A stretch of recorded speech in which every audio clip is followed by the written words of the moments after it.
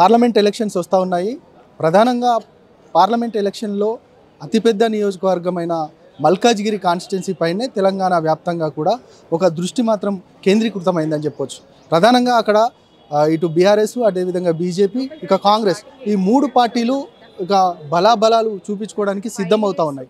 ఇక అక్కడ బీఆర్ఎస్కి సంబంధించి ఏ విధంగా ఉండబోతుంది, నిజంగా బీఆర్ఎస్ పార్టీ అభ్యర్థి ఇక రాగిడి లక్ష్మారెడ్డి గెలవబోతున్నారా, లేదు అటు బీజేపీకి సంబంధించి ఆ అభ్యర్థి గెలవబోతున్నారా, ఈ అంశాలపైన మనతో మాట్లాడడానికి బీఆర్ఎస్కు సంబంధించి కొంతమంది మహిళా నాయకురాలు ఉన్నారు. మేడం చెప్పండి, ప్రధానంగా ఎట్లా ఉంది మల్కాజ్గిరిలో పోటీ అంటే మీరు ఏం చెప్తారు? అసలు మల్కాజ్గిరిలో వార్ వన్ సైడ్ ఉందండి. రాగిడి లక్ష్మారెడ్డి గారు మల్కాజ్గిరి లోకల్ అభ్యర్థి. 25 ఏళ్ల నుంచి ఆయన పొలిటికల్ ప్రస్థానం ఉంది. చాలా సున్నిత మనస్కుడు, ప్రజలకు కూడా అందుబాటులో ఉంటాడు. 24 అవర్స్ అనేక సేవా కార్యక్రమాలు చేస్తూ ఉన్నాడు. ప్రజలలో మెదిలిన మనిషి రాగిడి లక్ష్మారెడ్డి గారు. ఇప్పుడు బీజేపీ అభ్యర్థి కానీ కాంగ్రెస్ అభ్యర్థులు కానీ ఎవరికి తెలియదు. ఇక్కడ నాన్ లోకల్ క్యాండిడేట్స్ వాళ్ళు వచ్చి ఇక్కడ ఏం చేస్తారో తెలియరు. గతంలో రేవంత్ రెడ్డి గారు నిలబడి మల్కాజ్గిరి కాన్స్టిట్యున్సీకి చేసింది ఏమీ లేదు. రాగిడి లక్ష్మారెడ్డి గారు లోకల్ అభ్యర్థి కాబట్టి ప్రజల కష్ట నష్టాలు తెలుసు. ప్రతి ఒక్క ఇంచు మల్కాజ్గిరిలో ఉన్నటువంటి ప్రతి డివిజన్ తెలుసు, ప్రతి కాన్స్టిట్యున్సీ తెలుసు, ప్రతి ఒక్క మనిషిని గుర్తుపడతాడు. కాబట్టి ప్రజల కష్ట సుఖాలు బాగా తెలిసిన లక్ష్మారెడ్డి గారిని ఆదరిస్తున్నారు. గడప గడప కూడా ప్రజా నీరాజనం పలుకుతున్నారు. నిజంగా కూడా ఈరోజు గెలుపు ఒక్క సైడే ఉందండి, తెలిసిపోతుంది ప్రజలలో ఆదరణ. ఈరోజు గెలుపు మీ సైడ్ ఉందంటున్నారు, కానీ కాంగ్రెస్ పార్టీకి సంబంధించిన అభ్యర్థిని నిలబెట్టడమే, ఇక అభ్యర్థి కాదు ఆమె సీఎం క్యాండిడేట్, నేనే అక్కడ నిలబడుతున్నా అనేది కూడా రేవంత్ రెడ్డి చెప్తున్న వ్యాఖ్యలు. దీన్ని ఎట్లా చూస్తారు అసలు మీరు?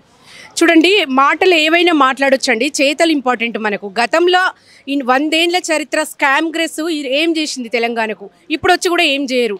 రేవంత్ రెడ్డి గారు చేసింది ఏముంది? 100 రోజుల పాలనలో వాళ్ళ స్కీములు అన్నీ స్కామ్లు అయినాయి.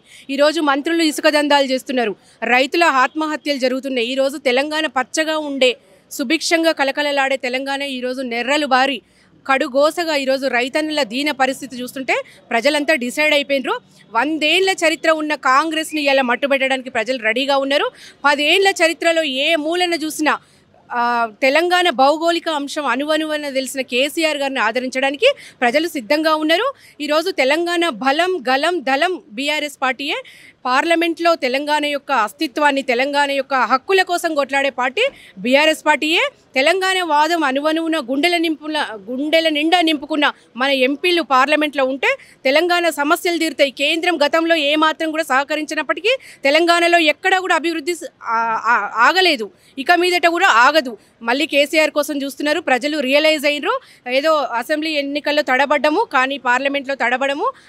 డెఫినెట్గా వార్ వన్ సైడ్ ఉండబోతుంది. మా 17 ఎమ్మెల్యేలు పక్కాగా గెలవబోతున్నారు. భారీ మెజారిటీ లక్ష్యంగా పనిచేస్తున్నాం. అంటే అక్కడ సీనియర్ నాయకుడు ఈటెల రాజేందర్ ఆయన ఒక బీజేపీ అభ్యర్థిగా తెర మీదకి వచ్చారు. ఇక ప్రధానంగా మోదీని చూపించి ఖచ్చితంగా ఇక్కడ దేశవ్యాప్తంగా బీజేపీకి ఓటేయడం ద్వారా మల్కాజ్గిరిలో అద్భుతంగా నేను అభివృద్ధి చేస్తానంటూ కూడా ఈటెల రాజేందర్ చెప్తున్న సందర్భం. దీన్ని ఎట్లా చూస్తారు అసలు మీరు? అయితే ఈటెల రాజేందర్ గారిని సొంత కాన్స్టిట్యున్సీలోనే ప్రజలు తిరస్కరించారు, అది గుర్తుపెట్టుకోవాలి. ఇక్కడ నాన్ లోకల్ క్యాండిడేట్. బీజేపీ మతం మంటలు, కులం కుమ్ములాటలు, ప్రాంతం పంచాయతీలు తప్పితే ప్రజలకు ఏమీ చేయరని అర్థమైపోయింది. ఈరోజు రాముడి పేరుతో రాజకీయాలు చేస్తూ ఓట్లు దండుకుంటున్నారు. ఇలా మా ఆడబిడ్డను కూడా అకారణంగా జైల్లో పెట్టి ఎటువంటి నిరూపణ లేకపోయినా కూడా అరవింద్కి ఆయన అక్కడ సీఎంని టార్గెట్ చేస్తూ ఇక్కడ ఈమెను ఇరికించారు. ఇలా మా ఆడబిడ్డ ఉసురుపోదు. వాళ్లకు ఎదురు తిరిగితే ఇవాళ ప్రతిపక్షంలో ఉంటే ఒకలాగా, స్వపక్షంలో ఉంటే ఒకలాగా ప్రవర్తిస్తున్నాడు మోడీ. ఇది ఎంత మాత్రం కూడా ప్రజలు దీన్ని ఆదరిస్తలేరండి. అనేక స్కాములు చేసిన వాళ్ళు బీజేపీలో చేరంగానే పునీతులు అయిపోతున్నారు. మా ముఖ్యమంత్రి గారు గతంలో, మా మాజీ ముఖ్యమంత్రి గారు చెప్పినట్టు వాషింగ్ పౌడర్ నిర్మా పెద్ద పెద్ద స్కాములు, పెద్ద దందాలు చేసి పెద్ద ఏమంటారు వాటిని, ఇప్పుడు ఆయన నారాయణ రాణే అనే వ్యక్తి ఇంకొకతను అనేక స్కాములు చేసి ఏకంగా ముఖ్యమంత్రులు అయ్యారు బీజేపీలో చేరి. ఈరోజు మా ఆడబిడ్డను అకారణంగా ఒక మహిళను అడ్డం పెట్టుకుని రాజకీయం చేస్తున్నారు, కానీ దీన్ని తెలంగాణ మహిళలంతా కూడా ఖండిస్తున్నారు. ఇది చాలా అంటే ఆమె గతంలో కూడా ఉత్తమ పార్లమెంట్ అవార్డు ఇచ్చింది కూడా బీజేపీ ప్రభుత్వమే, అది మర్చిపోయింది. ఇప్పుడు ఏదో అకారణంగా గతంలో అసెంబ్లీ ఎన్నికల్లో ఆమెను ఇబ్బంది పెట్టిండ్రు, ఇప్పుడు పార్లమెంట్ ఎన్నికల్లో కూడా ఇబ్బంది పెట్టే విధంగా ప్రవర్తిస్తున్నారు. కానీ ప్రజలలో చాలా వ్యతిరేకత మొదలైంది. 100 రోజుల్లో వాళ్ళు అమలు చేస్తా అన్న ఏ ఒక్క స్కీమ్ కూడా వాళ్ళు ఇవ్వట్లేదు, ఫెయిల్ అయిపోయినరు. 6 గ్యారంటీలు అన్నారు, 13 హామీలు అన్నాడు. 420 హామీలు అన్నాడు, ఏ ఒక్కటి కూడా అందలేదు. రైతు బంధు అందక ఈరోజు అప్పులు చేస్తూ నెర్రలు వారి ఈరోజు ట్యాంకర్లతో నీళ్ళని తడుపుకుంటున్నారు. లక్షలాది ఎకరాలు ఎండిపోయింది. ఇలా రైతన్న ఆత్మహత్య 180 పైగా ఆత్మహత్యలు అంటే ఎంత బాధండి. యాసంగికి 500 బోనస్ అన్నాడు, అసలు రైతు బందే లేదు. అంతర్జాతీయ వేదికలు ఎక్కేసి రైతు బీమా గురించి మాట్లాడొచ్చిండు. ఇక్కడ రైతు బంధు ఇయ్యని ముఖ్యమంత్రి అక్కడ పోయి రైతు బీమా అన్నాడు. అసలు ఎంత బాధాకరం అండి. ఏదో 4-5గురికి ఒక స్కీమ్ అమలు చేస్తాడు, మేము రాష్ట్రం అంతా ఇచ్చినామని చేతులు దులుపుకుంటారు. ఒక మంత్రికి అంతర్గత కుమ్ములాటలు స్టార్ట్ అయిపోయి ఆ ఫ్రస్ట్రేషన్ అంతా ప్రజల మీద తీస్తున్నాడు. ప్రతిపక్షాలను దూషించడు, కేసీఆర్ గారు ఫ్యామిలీని టార్గెట్ చేసాడు తప్పితే ప్రజా పాలన కనిపిస్తలేదు, ప్రజా వ్యతిరేక పాలన కనిపిస్తున్నది. ఎంతసేపు ప్రతిపక్షాలను టార్గెట్ చేసుకుంటా ఈ 100 రోజుల్లో కాలం గడిపేసిండు. కానీ ఆయన ఇచ్చిన డిసెంబర్ 9 అయిపోయింది. ఇవాళ ఇన్ని రోజులైనా కానీ ప్రజల్ని పట్టించుకున్న పాపాన పోతలేరు. ఈరోజు పిఏల సహాయంతో పెద్ద పెద్ద దందాలకు తెరలిస్తున్నారు.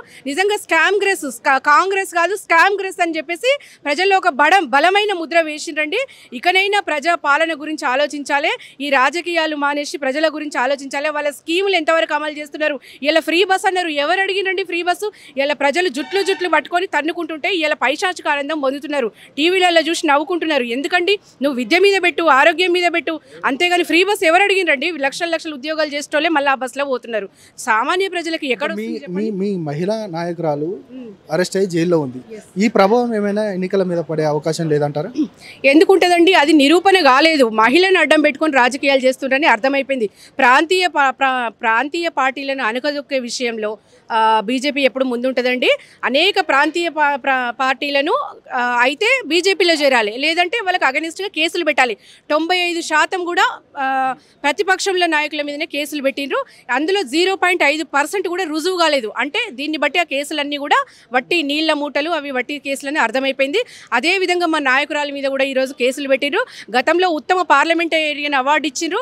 ఆమె తెలంగాణ అణువణువున కొట్లాడిందండి తెలంగాణ కోసం. ఏదో రాత్రి వచ్చేసి ఆమె పదవులు పొందిన బిడ్డ కాదు, ఆమె ఉద్యమం చేసి వచ్చిన బిడ్డ అండి. తెలంగాణలో ప్రతి ఒక్క మహిళ కూడా ఆదర్శంగా తీసుకుంటున్నారు ఆమెను. ఈరోజు అకారణంగా ఎలాంటి రుజువు లేకుండా కూడా ఆమెను అందులో ఇరికిచ్చి ఇబ్బందుల పాలు చేద్దామని చూస్తున్నారు. కానీ కేసీఆర్ గారిని ఏ రకంగా కూడా వాళ్ళు ఇబ్బంది పెట్టలేరు. తెలంగాణ ప్రజలను కూడా వాళ్ళు మభ్యపెట్టలేరు.